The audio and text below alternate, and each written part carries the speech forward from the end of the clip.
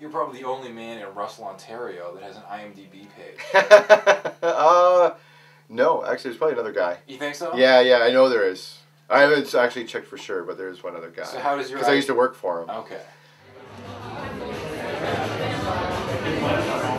How do I think Ian fits in with the Three Tuners, and why I chose Ian to be one of the Three Tuners?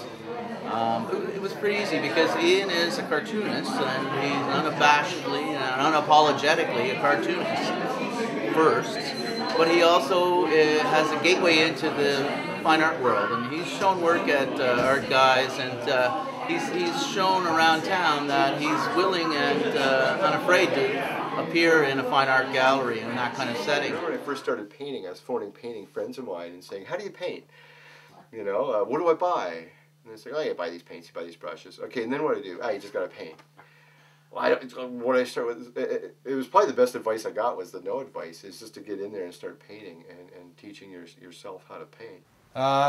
My name is John Westhaver. I own Birdman Sound, a venerable vinyl emporium, an institution, some would say, in Ottawa. I've been doing this for 20 years here, and I've done it for many years before that in other places for other people, which is where I met Ian Jeans, actually. And Ian actually worked here. Ian worked here at Birdman Sound when I first opened. He wasn't the first person that worked here, but he was close to being the first person that worked here, and we had a lot of good times here while he worked here, and of course I got a lot of free artwork out of him because of that, and I feel eternally grateful.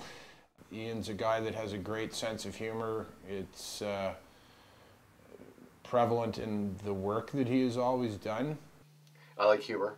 I like stuff that makes you laugh, and when you get a reaction, when someone looks at your painting and they laugh, that's like an instant reaction. And I don't do a lot of heavy stuff. I don't think it's thought-provoking, but some other people do. But it's so rewarding as an artist, because as soon as they look at it and they go, they look at it, and you can tell they're internally laughing. It's like, oh, that's cool, you know. You got a reaction. Certainly, as far as his work goes, it's he runs on a theme. He's got a fine art sort of attitude about obsessing with a theme, such as, say, heroes who are in very mundane situations or unusually sort of tepid situations. And Ian is understated, and a lot of cartoonists want to smack you over the head, but Ian wants to just sort of like put his arm around you and nudge you a little bit. But most great painters just paint what they enjoy, or they paint what's around them, or they want to talk about it. So if you take someone like Goya, and he paints the Spanish War and what's happening around him and what's important, that makes it interesting too, and it makes for a good painting. So was that lowbrow, what he was doing? If you're like Toulouse-Lautrec and you're hanging out at watching Dancing Girls and stuff, I mean that's a pretty lowbrow art. That's early pornography, but that's highbrow now. So I'm just painting what interests me, whether it's lowbrow or highbrow or not. You know, that's up to someone else to decide. He's never cared what people thought of him. He does what he wants to do. He's established the ground rules, and he hasn't done too badly by it. He's gone through some lean times, for sure, as an artist, but he's always given freely. You know, if you play in a band and you know the guy and you call him up on a Thursday night and say, we got a gig in 2 weeks, would you do a poster for it? You'd have the poster in 5-6 days. I mean, he's always got ideas about stuff, because that's the way it works with any type of artist, whether it's musical or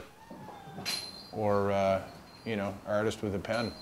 I don't even really want time off. Like, I'm not going to get away from drawing. I draw every day, and when I take a holiday somewhere, it's like after 3 hours, like, okay, you know, is there somewhere I can go? Is there something to do? I've sat on a beach once in my life, and I was so bored, I never took my shirt off, you know, and it's just, let's go.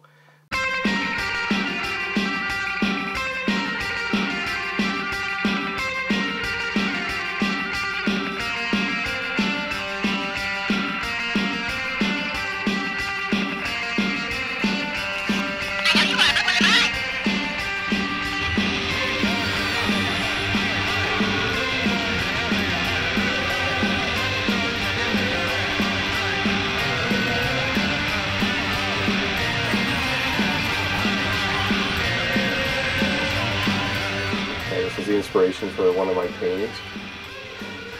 that one.